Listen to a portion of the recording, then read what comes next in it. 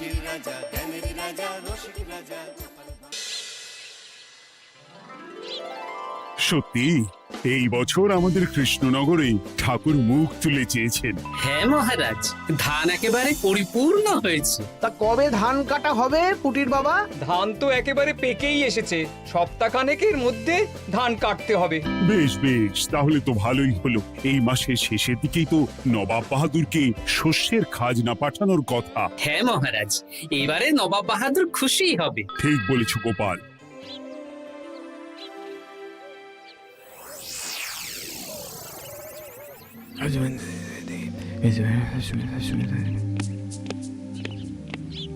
প্রণাম খাম্বাজরাজ। ওই তো কৃষ্ণনগরের মন্ত্রী চলে এসেছে। ও, এর কথাই তুমি বলেছিলে? হ্যাঁ, ওই রাজ্যের সব খবরাখবর আমায় দেয়। ইনি কে? ইনি হলেন জমিদার কেশকান্ত বর্মন, আমার রাজ্যেরই দক্ষিণ পশ্চিম গ্রামের জমিদার, আমার প্রিয় বন্ধু। নামটা বেশ অন্যরকম, কেশকান্ত। আসলে ওদের বংশ পরম্পরায় সকলের উন্নত ঘন কেশ আছে, তাই ওদের পরিবারের সবারও নামে একটা করে কেশ আছে।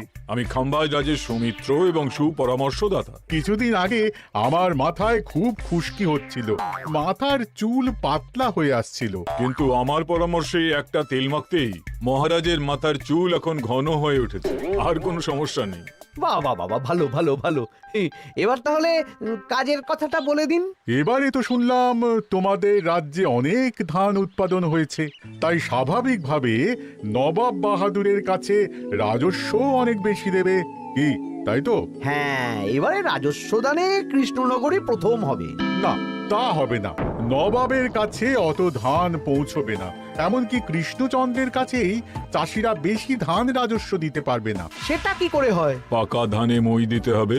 বললাম না, ও আমার সুপরামর্শদাতা। হ্যাঁ, আমার মন্ত্রীকে বাণিজ্যের কাজে বাইরে পাঠিয়েছি কিছুদিন, তাই কেশকান্ত মাঝে মধ্যেই আমার কাছে আসে, গল্পগুজব করে আর সুপরামর্শ দেয়। কিন্তু আমি কি করব?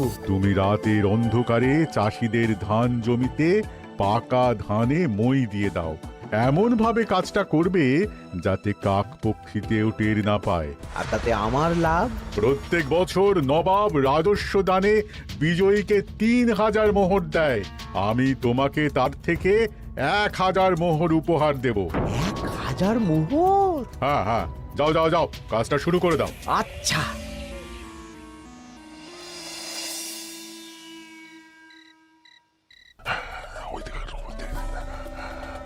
তাহলে আর দেরি কেন, মন্ত্রীমশাই কথা মতো কাজ শুরু কর। হ্যাঁ হ্যাঁ, চল।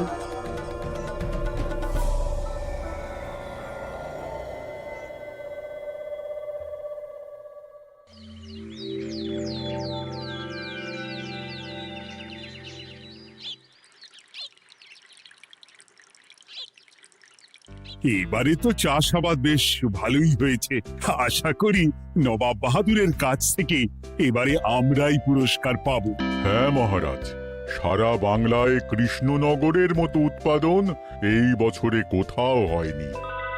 সর্বনাশ হয়ে গেছে মহারাজ, সর্বনাশ হয়ে গেছে। কি সর্বনাশ হয়েছে গো পুটির বাবা? গতকাল রাতে আমাদের সব জমির পাকা ধানে মই দিয়ে দিয়েছে। সে কি?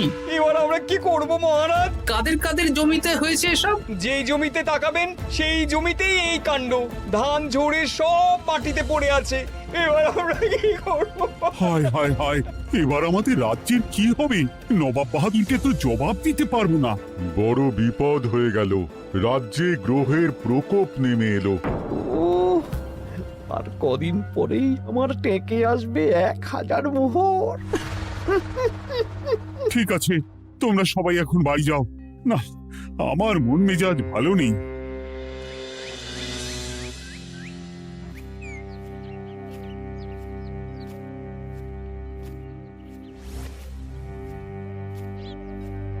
ওগো, তুমি শুনেছো কি হয়েছে? পুঁটির মা হাউ হাউ করে কাঁদছিল গো। হ্যাঁ গিন্নি, পুঁটির বাবা কয়েকজন চাষি ভাইদের নিয়ে রাজসভায় এসেছিল। শুনলাম রাতারাতি কে বা কারা চাষ জমিতে পাকা ধানে মই দিয়েছে। কত বড় সর্বনাশ হয়ে গেল বলো, কি হবে গো? কি যে হবে ভগবান জানে। বলি তুমি পারলে না পুটিদের একটু সাহায্য করো। হ্যাঁ, আমি মনে মনে ভেবেই রেখেছি বুঝলে, এবার বেতন পেলে পুঁটিদের বাড়িতে মাসোহারার জিনিসপত্র দিয়ে আসবো। নবাব বাহাদুরের কাছে মহারাজ খাজনা কিভাবে দেবেন? সেটাই তো বুঝতে পারছি না। আপনি এত চিন্তা করবেন না। রাজবাড়ির ভাড়ার থেকে আপাতত কিছু বস্তা ধান পাঠানোর ব্যবস্থা করুন। তারপর নবাব বাহাদুরের কাছে গিয়ে বলবেন, আস্তে আস্তে সব দিয়ে দেবেন মহারাজ। তাই করতে হবে, তাছাড়া তো আর অন্য কোনো উপায় দেখতে পাচ্ছি না। কিন্তু এবারে আর আমাদের মান রক্ষা হবে না। দেখি 2-1 দিনের মধ্যেই যতটা সম্ভব ভাড়া থেকে ধান পাঠানোর ব্যবস্থা করব।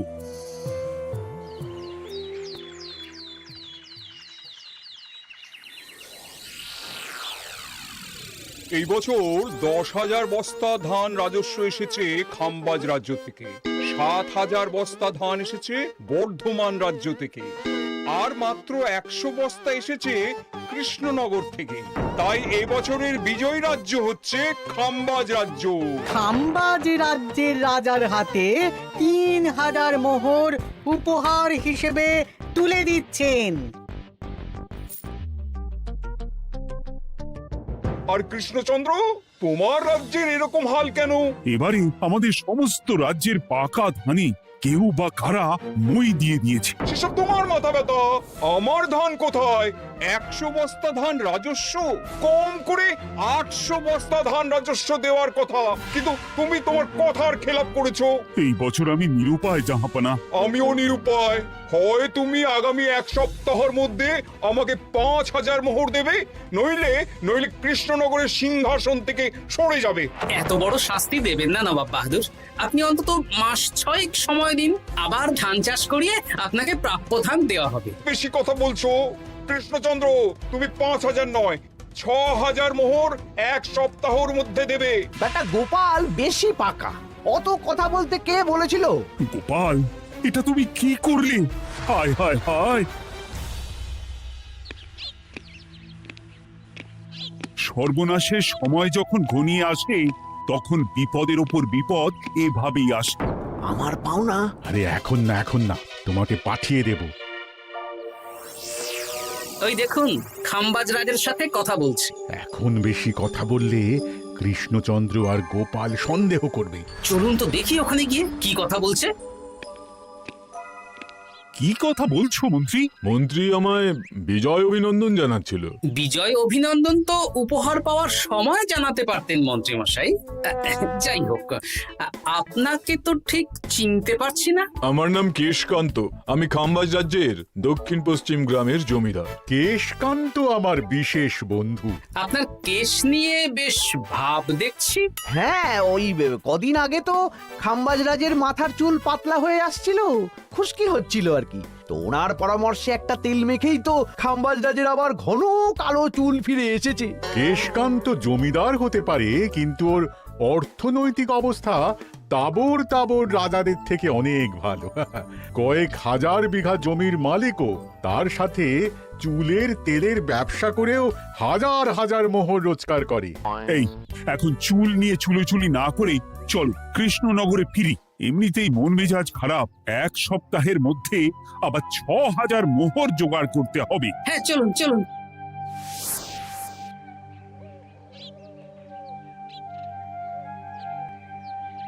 আচ্ছা মন্ত্রীমশাই, আপনি এই কেশকান্ত জমিদারের ব্যাপারে এত কিছু জানলেন কি করে? ওনার সাথে তো আমাদের আজই প্রথম দেখা। হাওয়ায় কত খবরই ভেসে আসে, সেরকম আমার কানেও এসেছিল। সব বাদ দাও। গোপাল, মন্ত্রী দুজনেই ভাবনা চিন্তা করো কিভাবে 6,000 মোহর জোগাড় হবে। পাকা ধানে মই পড়লো, এখন আবার এত বড় বোঝা। আমার কাছেও মহারাজ বেশি অর্থ নেই, সব মিলিয়ে মিশিয়ে ওই 150 থেকে 200 মোহর মতো আছে বাড়িতে। যদি বেশি থাকতো আমি আপনাকে নিশ্চয়ই সাহায্য করতাম মহারাজ। তাও করতেন কিনা সন্দেহ। তুমি চুপ করো। মন্ত্রীমশাই ওই লোকটাকে জানলো কি করে? এই লোকটাকে তো আগে দেখারই কথা না। না, ব্যাপারটা নিয়ে ভাবতে হবে। চলুন চলুন।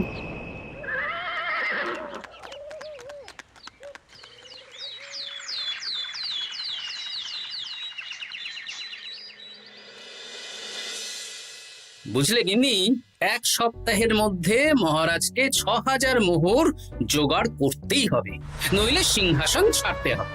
এখন কিন্তু আমাদের উচিত মহারাজের পাশে দাঁড়ানো। কিছু ভেবেছো কি? আপাতত আমার বিয়েতে পাওয়া আংটি বন্ধক রাখবো, আর তুমি যদি হ্যাঁ হ্যাঁ, আমার যে দুটো গয়নাগাটি আছে ওগুলো বন্ধক রাখো, পরে আস্তে আস্তে ছাড়িয়ে নেবক্ষণ। দেখি বাকি সভাসদদেরকেও বলবো, যে যতটা পারে, তারপর ভগবানই ভরসা।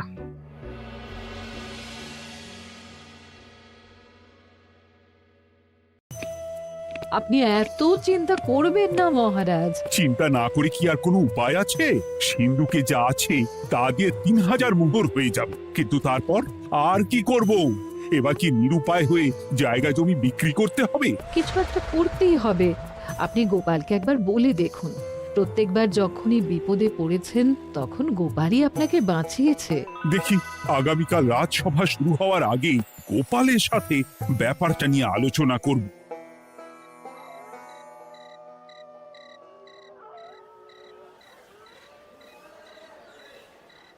এই যে শ্যাকরা, কি করছো? এই তো, বলুন। শোনো, আমার গিন্নির জন্য একটা হীরের হার বানাতে হবে, ওই 1000 মোহরের মধ্যে। 1000 মোহরে তো হীরের নাক, কান, গলা, হাত, পা সব গয়না, এই সব গয়না হয়ে যাবে মন্ত্রীমশাই। তাহলে বানাও, এই নাও 1000 মোহর। ওরে বাবা, মন্ত্রী মশাই, 1000 মোহর! এই মন্দার বাজারে এত মোহর কোথায় পেলেন? গতকালই তো বললেন আপনার কাছে 150 থেকে 200টা আছে। সে যেখান থেকেই পাই তাতে তোমার কি? না, আমার কিছু না। শ্যাকরা, আমি কয়েকটা গয়না বন্ধক রাখবো। দেখি কি আছে। এই সব মিলিয়ে এতে আমি 15 মোহর দিতে পারবো। বেশ, তাই দাও। আমি ধীরে ধীরে শোধ করে গয়নাগুলো ছাড়িয়ে নেব। হ্যাঁ, মন্ত্রীর ব্যবহারগুলো বেশ সন্দেহজনক লাগছে। দেখি, গুপ্তচরকে কাজে লাগাতে হবে, মন্ত্রীর পিছনে ছায়ার মতো লেলিয়ে দিতে হবে।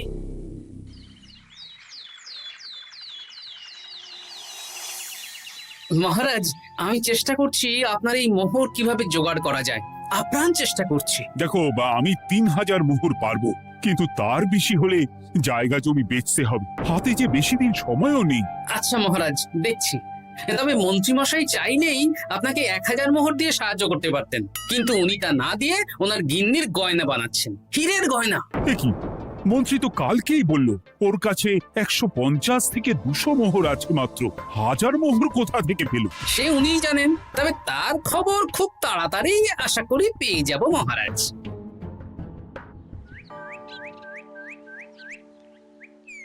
কাজটা একদম ঠিক করলেন না মন্ত্রী মশাই? আপনার কথা শুনে আমরা সবার জমির পাকা ধানে মই দিলাম, কিন্তু আমরা একটা পয়সা পেলাম না। আপনি যে এই কাজ করার জন্য খাম্বাজ রাজার কাছ থেকে ওই 1000 মোহর উপহার পেলেন, সেটা দিয়ে গিন্নির গয়না বানাতে দিলেন, কিন্তু আমাদের বেলায় লবডঙ্কা। আরে তোদেরকেও দেবো, একটু সবুর কর, আগে গিন্নির মাথাটা ঠান্ডা করি। না না, আমাদের এক্ষুনি চাই। আরে এক্ষুনি কি করে দেবো, আমার হাত খালি। আচ্ছা আচ্ছা, ঠিক আছে, এই নে 2 মোহর ধর, 2 ভাই ভাগ করে নে, পরে আরো দেবো। এটা কিন্তু ঠিক না।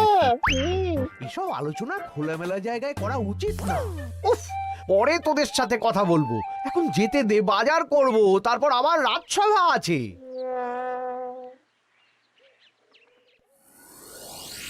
আচ্ছা, এই ব্যাপারটা মহারাজকে আর গোপাল দাদাকে জানাতে হবে।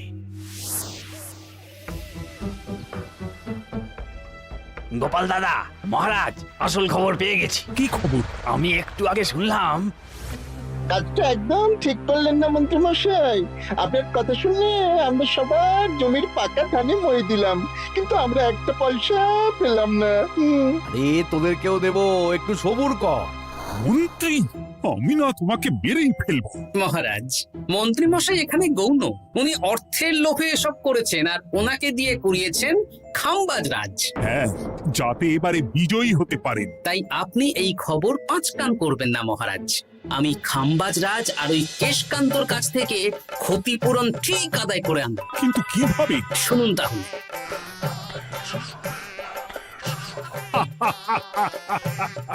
দারুণ বুদ্ধি। তাহলে এখন আসি মহারাজ, কাউকে কিচ্ছু বলার দরকার নেই। আপনি শুধু আগামীকাল সন্ধেবেলা খাম্বাজ রাজের দরবারে চলে আসুন, পারলে নবাব বাহাদুরকেও সঙ্গে করে নিয়ে আসুন। হ্যাঁ,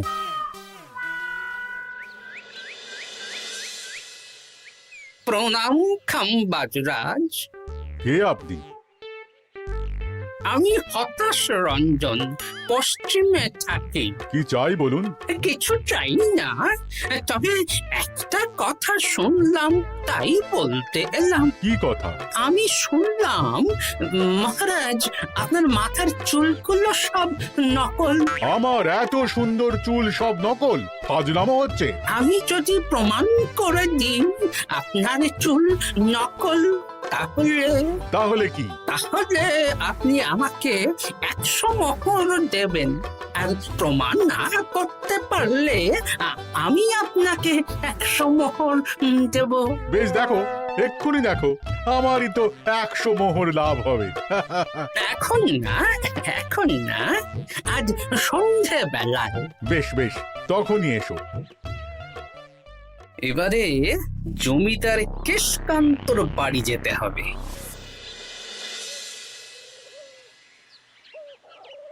জমিদার মশাই বাড়ি আছেন? কে মশাই আপনি? আমি হতাশ রঞ্জন, পশ্চিমে থাকি।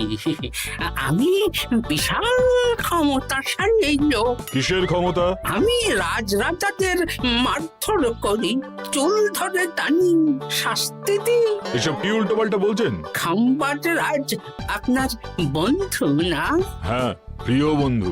ওনাকেও আমি আপনার সামনে চুল ধরে টানবো, কিন্তু উনি কিচ্ছু করতে পারবেন না। উনি আপনাকে শুলে চড়াবেন। কিছুই করতে পারবেন না, বললাম না আমি বিশাল ক্ষমতাশালী লোক। বিশ্বাস হচ্ছে না তো? তাহলে বাজি ধরুন, 10,000 মোহরের বাজি।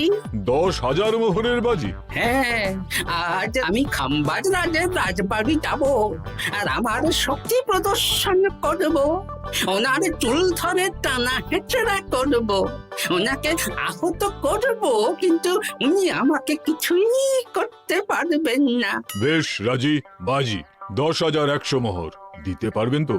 হ্যাঁ, আমি বাজি হারলে আপনাকে দেব 10,100 মোহর। দরকার হলে ওই কাগজে কলমে লিখিত পরিত করে নিন। বেশ, তাহলে তাই হোক। কিন্তু হ্যাঁ, একটা কথা, আমি শক্তি প্রদর্শন করার আগে থেকে প্রক্রিয়া চলাকালীন সময় পর্যন্ত আপনি খাম্বাজ রাজের সাথে কোনো কথা বলতে পারবেন না। বেশ বেশ।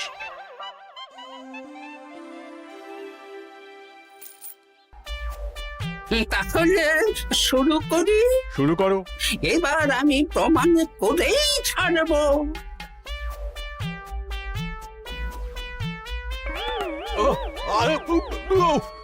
লাগছে লাগছে, বাবারে, লাগছে এই সেরেছে। লাগছে, এ তো সত্যি সত্যি চুল ধরে টানছে।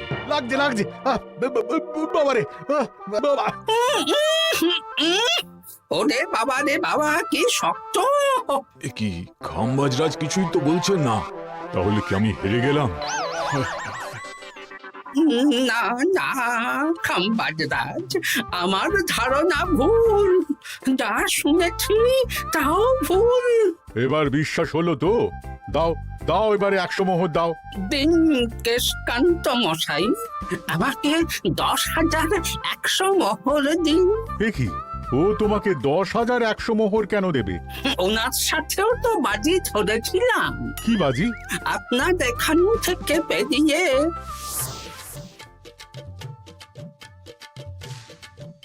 এবারে দিন তো দেখি, সব কাগজ কলমে লেখা আছে। এই নাও। হায় হায় হায় হায়। সাবাস গোপাল, সাবাস, তুমি আমার মুখ রক্ষা করেছো। গোপাল, কৃষ্ণচন্দ্র, নবাব বাহাদুর, আপনারা? হ্যাঁ, আমি গোপাল। এটা ছাড়া আর কোনো উপায় ছিল না খাম্বাজরাজ। আপনি আমাদের মন্ত্রীর মাথা খেয়ে যে জঘন্য কাজটা করিয়েছেন সেটা তো আর প্রমাণ করতে পারতাম না, তাই ছলে বলে কৌশলে আপনার প্রিয় বন্ধুর কাছ থেকে আদায় করে নিলাম। হ্যাঁ নয়, হ্যাঁ।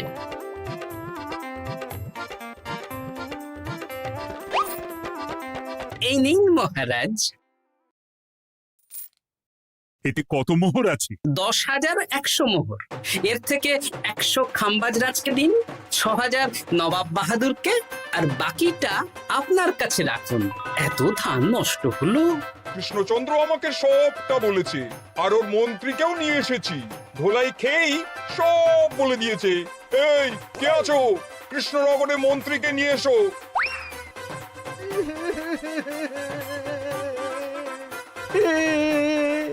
মার খেয়ে আমি সব বলে দিয়েছি খাম্বাজরাজ। উদ্ধার করে তো জাহাপানা, আমাকে ক্ষমা করে দিন। এর কোনো ক্ষমা নেই। তোমাকে আমি কারাগারে বন্দি করব। হায় হায় হায়, সামান্য টাকার লোভ করতে গিয়ে পুরো মাঠে মারা গেলাম।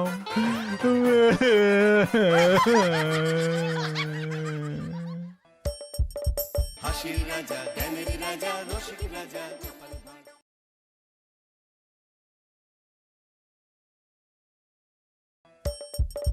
হাসির রাজা জ্ঞানের রাজা রসিক রাজা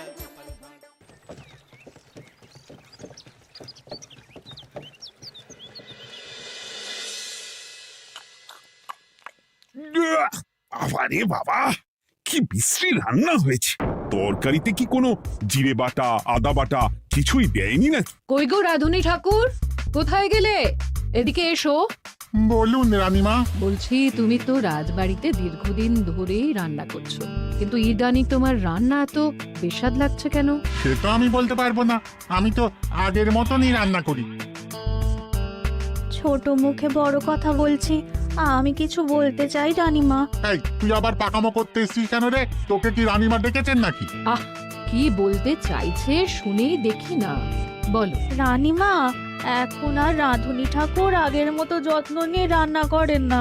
রান্নাঘরে পড়ে পড়ে ঘুমোয় আর তাড়াহুড়ো করে কোনো রকমে রান্না করে দেন। একদম বাজে কথা বলবি না। বাজে কথা না রানীমা, শিলনোড়ায় বাটতে ওনার কষ্ট হবে বলে আজকাল রাধুনী ঠাকুর শুধু জিরে ফোড়ন দিয়ে রান্না করেন। এত বেতন দিয়ে তোমাকে রাখা হয় কি এই ফাঁকিবাজির জন্যে? কি মানে, ভুল হয়ে গেছে। এর যদি এই ভুল করার ইচ্ছে হয় তাহলে তল্পি তল্পা গুটিয়ে বাড়ি গিয়ে ভুল করো, মনে থাকবে? মনে থাকবে মহারাজ। কি হচ্ছে বলো তো রানী? সকালে বাগানে পায়চারি করছিলাম, দেখি মালি একটা গাছেও জল দেয়নি। এই গরমে জল না পেলে যে গাছপালাগুলো মরে যাবে। সবাইকে এবার মনে হচ্ছে বলে বলে কাজ করাতে হবে।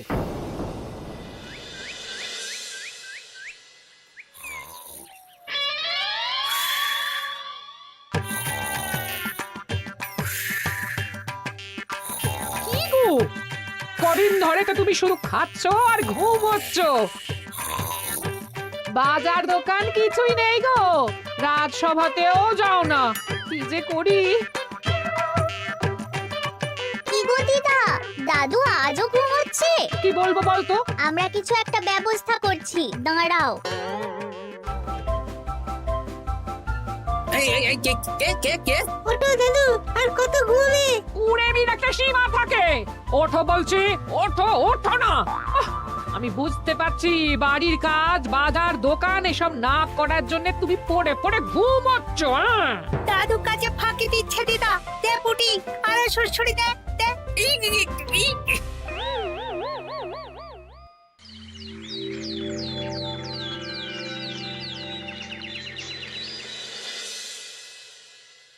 মহারাজের শরীর খারাপ না মন খারাপ?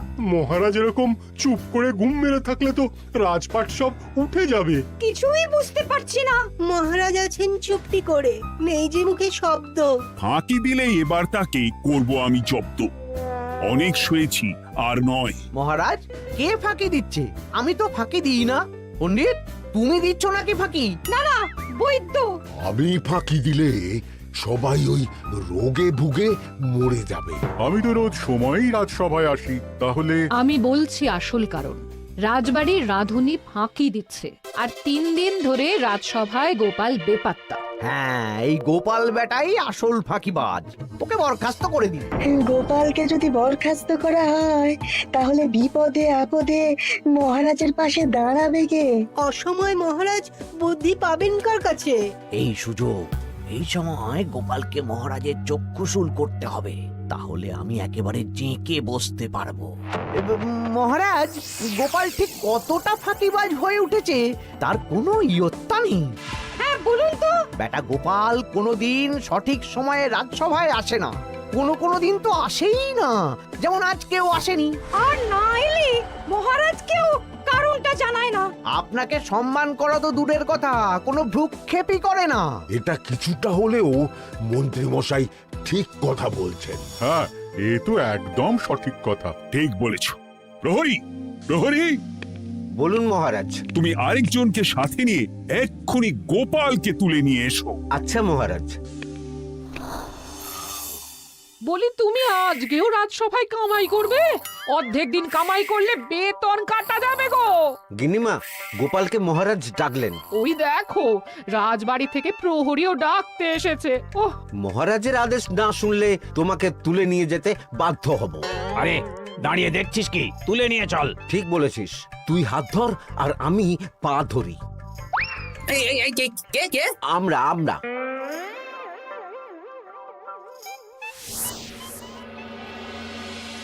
এসব কি গোপাল? তুমি বাড়িতে আছো, ঘুমোচ্ছ, অথচ রাজসভায় আসছো না, কি ব্যাপার?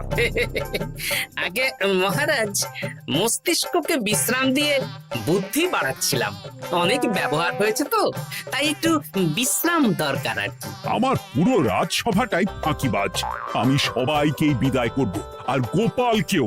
এই সেরেছে, আমি ফাঁকিবাজ নই মহারাজ। আমি খোঁজ নিয়ে দেখেছি সবাই কম বেশি গায়ে হাওয়া লাগিয়ে ঘুরছে। মহারাজ, আমি তো নদীর পাড়ে বসে শীতল হাওয়া গায়ে লাগাই, তবেই তো ঢেউয়ের মতো আমার ছন্দ আসে।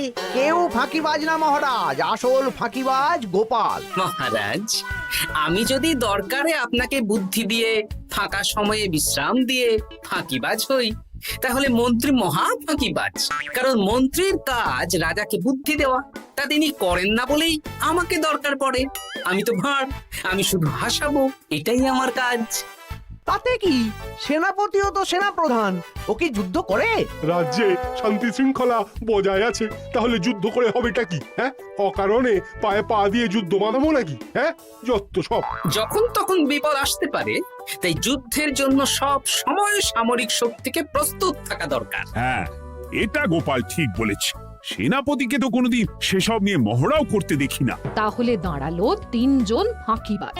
মূল অভিযুক্ত গোপাল দিন রাত কামাই করে, মন্ত্রী মহারাজকে বুদ্ধি দেয় না, আর সেনাপতি যুদ্ধের প্রস্তুতি নেয় না। এই 3 জনকে আমি বিদায় করব। এই সেরেছে, এ তো দেখছি বিনা মেঘে বজ্রপাত। না, তবে তোমরা যে ফাঁকিবাজ নও সেটা প্রমাণ করার জন্য 12 ঘন্টা সময় দেব। আমাদের কি করতে হবে? তোমাদের 3 জনকে 3টে খালি বস্তা দেব। প্রত্যেকে ওই খালি বস্তা নিয়ে জঙ্গলে যাবে, আর এই 12 ঘন্টার মধ্যে জঙ্গল থেকে বস্তা ভরে আনবে। একটা বস্তা ভরার জন্য 12 ঘন্টা সময়? এ তো খুবই সহজ কাজ।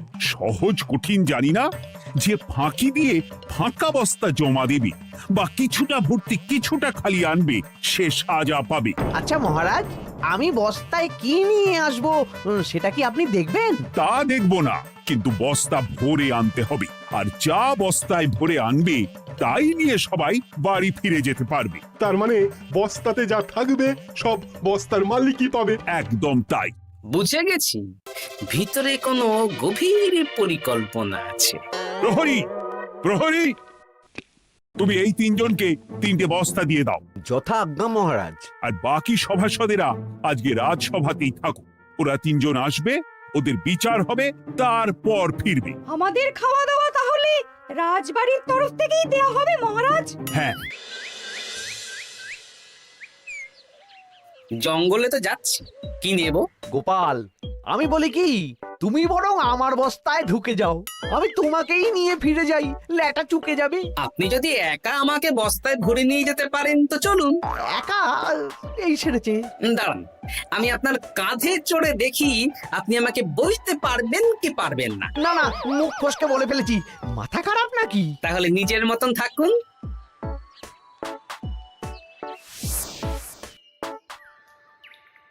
এমন কি বা আছে এই জঙ্গলে? আমার কাজে লাগার মতন তো কিছুই দেখতে পাচ্ছি না। ওই তো ওই দিকটা একটু ছায়া আছে বেশ, ওই গাছের নিচে গিয়ে বিশ্রাম নি। সেনাপতি, অত চিন্তা ভাবনা করার কিছুই নেই। মহারাজ তো আর দেখবেন না আমরা বস্তায় কি ভরে নিয়ে যাব। 12 ঘন্টা অনেক সময়। এখন বিশ্রাম নাও। আপনার ইঁদুরের পেট, আপনি বিশ্রাম নিন। দেখি জঙ্গলে থেকে কিছু ফল পেড়ে আগে খাই, তারপর না হয় ওই বস্তাটা ওই ফলমূলের খোসা আর মাটিতে পড়ে থাকা পাতা দিয়ে ভরিয়ে মহারাজের কাছে নিয়ে যাব। হ্যাঁ, বস্তা যখন বাড়ি নিয়েই যেতে পারবো, তাহলে বনের সব থেকে ভালো ভালো ফলগুলো আগে ভরে নি। গিন্নিকে এবার বলবো, বাজার আনি না তো কি হয়েছে, দেখো কত ফল এনেছি। যাই, এর থেকে কিছু মহারাজকে ভেট দেব, মহারাজ বেশ খুশি হবেন।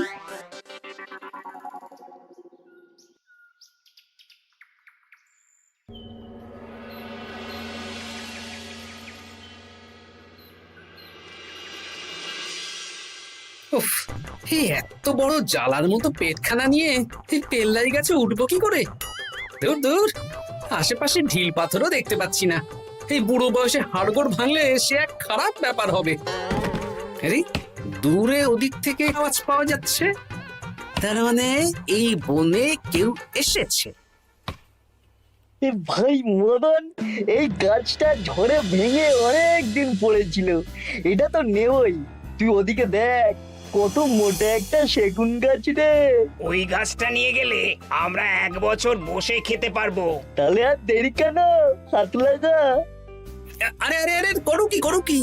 এগুলো সব আমাদের মহারাজ কৃষ্ণচন্দ্রের পছন্দের গাছ। ভুলেও এই গাছ কেটে নিয়ে যাওয়ার ভাবনা চিন্তা করো না। আর ওই সেগুন গাছটা তো মহারাজের সবচেয়ে প্রিয়। আরে মহারাজ কি করে জানবে শুনি? এই বনে তো তিনি ভুল করেও আসেন না। এই যে আমি আসি, আমি মহারাজের দূত। তোমরা যদি ভুল করে ওই সেগুন গাছে হাত দাও, তাহলে কিন্তু তোমাদের গর্দান যাবে। এই সেরেছে, কিন্তু আমরা তো কাঠুরিয়া, কাঠ ছাড়া পেট চালাবো কি করে? সে তোমাদের ব্যবস্থা তোমরা করো, অন্য অনেক কাজ আছে। এই সামনের গাছটা মরে পড়ে আছে, এটার কাঠ আমরা নিয়ে যেতে পারবো তো? তা পারবে, এতে অত চিন্তার ব্যাপার নেই। গোপাল আছে যখন, তখন এই রাজ্যের কেউ মুশকিলে থাকবেই না। শুধু তোমাদের একটা কাজ করতে হবে। কি কাজ? এই নাও বস্তা।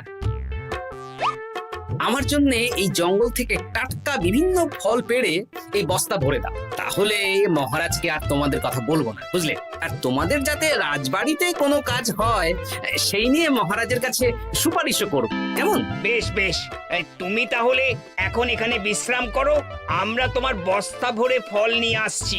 ঠিক আছে, আমি তোমাদের কুঠার পাহারা দিচ্ছি, তোমরা ভালো তরতাজা ফল বস্তায় ভরে নিয়ে এসো।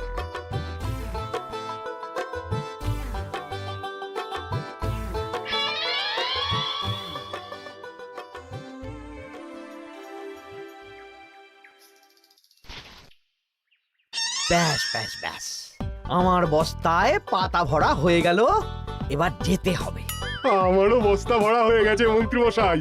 হ্যাঁ, কটা ফল খেলাম আর কটা ভরে নিলাম, আর বাকি জঙ্গলের পাতা ভরে ফেলেছি। হ্যাঁ, আবার কি কি ভরেছি আর কি ভরিনি সেসব তো মহারাজ আর দেখতে যাবেন না। তাহলে আর দেরি কেন, চলুন হাঁটি হাঁটি পা পা করে এগিয়ে যাই। গোপালকে তো দেখতে পাচ্ছি না। ও বেটা যা কুঁড়ে, হয়তো এখানে এসেও ঘুমিয়ে পড়েছে। আবার কালকে সকালবেলা উঠবে।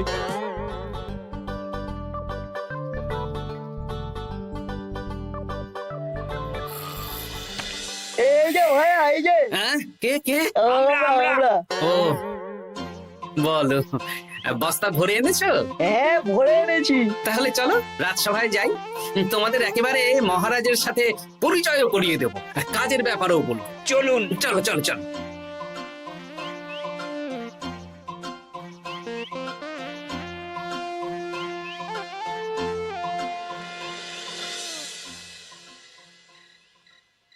দেখা যাক মন্ত্রী সেনাপতি গোপাল কখন বস্তা ভরে আনে। এই তো চলে এসেছি, বিশ্রাম নিলাম, বস্তাও ভরে ফেললাম।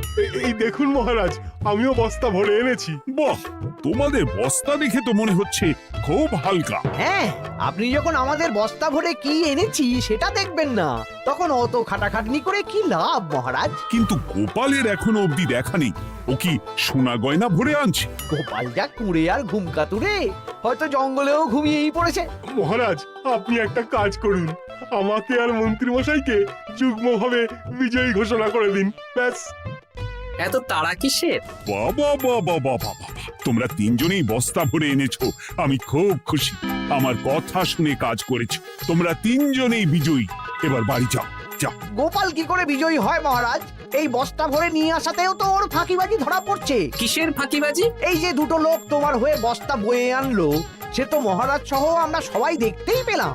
তা তো ঠিক, গোপাল নিজে হাতে বস্তা ভরে আনেনি। মহারাজ বস্তা ভরে আনতে বলেছেন, আমি এনেছি, এখানেই কথা শেষ। আমি কাকে দিয়ে বস্তা ভরালাম, কে আমাকে সাহায্য করলো, সেসব তো কোনো শর্ত আরোপ করা ছিল না। কিন্তু পরীক্ষাটা তো কে ফাঁকিবাজ সেটা প্রমাণ করার পরীক্ষা। এখানে তো তুমি ফাঁকি দিলে গোপাল। এটাও ঠিক কথা, তাহলে গোপালের শাস্তি পাওয়া উচিত। মহারাজ, আপনার শর্ত ছিল সেই ফাঁকিবাজ বলে প্রমাণিত হবে যে বস্তা খালি আনবে। এইখানে আপনি একটা ছোট্ট ভুল করেছেন মহারাজ, বস্তায় কি আছে সেটা দেখবেন না আগেই বলে দিয়েছেন। তা তো বলেছি। আপনি নিশ্চয় জানেন, পাঠশালায় কিছু ছাত্রছাত্রী থাকে যারা পড়ার বইয়ে মুখ গুজে বসে থাকলেও পড়ায় তাদের মন থাকে না, মাথাতেও পড়া ঢোকে না, তাই সেই পড়া তাদের কোনো কাজে লাগে না। কি পণ্ডিত মশাই, এদেরকেই তো বলে ফাঁকিবাজ। বিলক্ষণ, এরাই ফাঁকিবাজ। ধন্যবাদ। তেমনি আমি যদি বলি সেনাপতি আর মন্ত্রী মশাই ওই ফাঁকিবাজদের মতনই ফাঁকি দিয়ে বস্তা ভরেছে, তাই ওদের বস্তা এত হালকা। সে তো আমি বুঝতেই পারছি। কিন্তু আমার বস্তায় যা জিনিস ভরে এনেছি তা একার পক্ষে সংগ্রহ করা মুশকিল ছিল, তাই আমি দুজনের সহযোগিতা নিয়েছি। মহারাজ, আপনি কি বস্তা খুলে দেখবেন নাকি? না না, আমি খুলে দেখলে আমার কথার খেলাপ হবে। এবার তো দেখছি আবার তিনজনের পরীক্ষা নিতে হবে। হ্যাঁ, নইলে প্রকৃত ফাঁকিবাজ কে সেটা প্রমাণ হবে না। কিন্তু ফাঁকিবাজ ধরার উপায় কি? মহারাজ, আমরা বরং আমাদের বস্তা নিয়ে বাড়ি না গিয়ে একদিন কারাগারেই থাকি, আর তাতেই প্রমাণ হবে এই বস্তায় সত্যি কি আছে যা আমাদের নিজেদের কাজে লাগবে। এটা ভালো বুদ্ধি। মহারাজ তখনই কারাগার থেকে আমাদের মুক্ত করবেন যখন আমরা আর থাকতে না পেরে ডাক দেব, আর যে আগে বেরোতে চাইবে সে সব থেকে বড় ফাঁকিবাজ, মানে যে আগু পিছু না ভেবে কাজ করে। বেশ, তাহলে তাই হোক। মহারাজ, কারাগারে শুধু জল ছাড়া আর কিচ্ছু দেওয়া হবে না, কারণ বস্তায় তো আর জল থাকতে পারে না। না না, তা কি করে হয়? শুধু জল? হ্যাঁ, আমি তো লোককে দিয়ে বস্তা ভরিয়েছি, আপনারা নিজে কি এমন কাজের জিনিস ভরেছেন সেটাই প্রমাণ হবে। বেশ, তাহলে তোমরা কারাগারে যাও। প্রহরী, ব্যবস্থা করো। আর এই দুজন কাঠুরিয়া বেশ কর্মঠ মহারাজ, যদি কোনো রাজবাড়ির কাজ থাকে এদের দিয়ে করাতে পারে। আমার বাগানের মালিটা খুব ফাঁকি দিচ্ছে, তাহলে ওদের সাথে কথা বলে নিচ্ছি। যাও যাও, তোমরা কারাগারে যাও।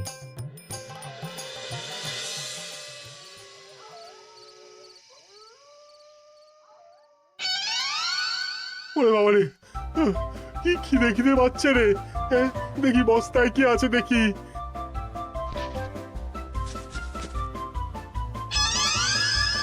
দু একটা পচা ফল, দেখি দেখি একটু ভালো আছে। এটা একটু ভালো আছে, হ্যাঁ এটাই খাই, হ্যাঁ এটাই খাই।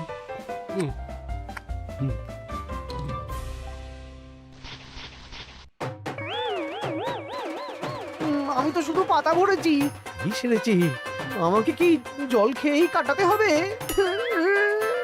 এবার আমি দেখি। আহ, টাটকা ফল আর জল। আমার কাছে যা ফল আছে এগুলো খেয়ে আরাম করে 5-6 দিন কেটে যাবে। ও গোপাল, আমাকেও কটা ফল দাও না গো। ও গোপাল, আপনি এখান থেকে উঠুন, অন্য বাগানে ফুল হয়ে ফুটুন। ফল খাবেন, এখন কর্মফল ভোগ করুন। ওরে বাবা, জল খেয়ে আর কতক্ষণ কাটাবো?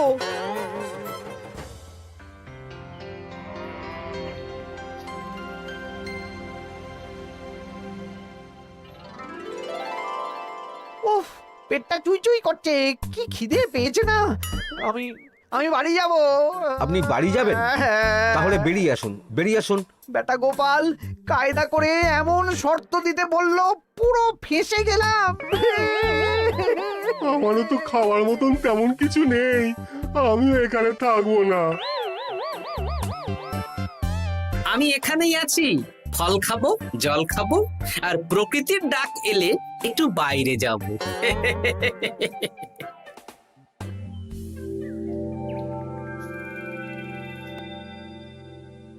কি তোমরা কারাগারে এক রাতের বেশি তো থাকতেই পারলে না? কি আর করব বলুন মহারাজ, আমরা তো আর গোপালের মতন বস্তা ভরে টাটকা ফল নিয়ে আসিনি। বেটা গোপাল আমাদের দেখিয়ে দেখিয়ে ফল খাচ্ছিল, ওতে আমাদের খিদে আরো বেড়ে যাচ্ছিল। তাহলে এরা দুজনে তো হার মেনে নিল। গোপাল কি করছে? গোপাল খাচ্ছে আর ঘুমোচ্ছে। ওকেও নিয়ে এসো। আচ্ছা মহারাজ। একই মহারাজ, আমার তো এখনো বাইরে আসার ইচ্ছে হয়নি। কি আর করা যাবে, ওরা হার মেনে নিয়েছে, তার মানে তুমি জয়ী হয়ে গেলে গোপাল। আমার বস্তায় ভরে অনেক ফল এনেছিলাম, এখনো অনেক আছে। আপনি তাহলে বাকি ফলগুলো নিয়ে নিন। তাহলে তো এটাই প্রমাণ হলো গোপাল কাজের সময় ফাঁকিবাজি দেয় না, শুধু বুদ্ধি বাড়ানোর জন্য একটু বেশি ঘুমোয়। এই নাও গোপাল, তোমার উপহার। মহারাজ, আমি সময়ের কাজ সময়ে করি, আর বাকি সময় একটু ঘুমাই। আমার এখন ঘুম দরকার মহারাজ, কাল থেকে অনেক ধকল গেল যে। বেশ, তোমাকে ঘুমানোর জন্য 1 সপ্তাহ ছুটি দেওয়া হলো। ধন্যবাদ মহারাজ। কি সেনাপতি আর মন্ত্রী মশাই, এবার বুঝলেন তো, ফাঁকি দিলেই ফাঁকে পড়তে হয়, তাই কাজ করলে ভেবে চিন্তে করুন। চলি। খুব ঘুম পাচ্ছে।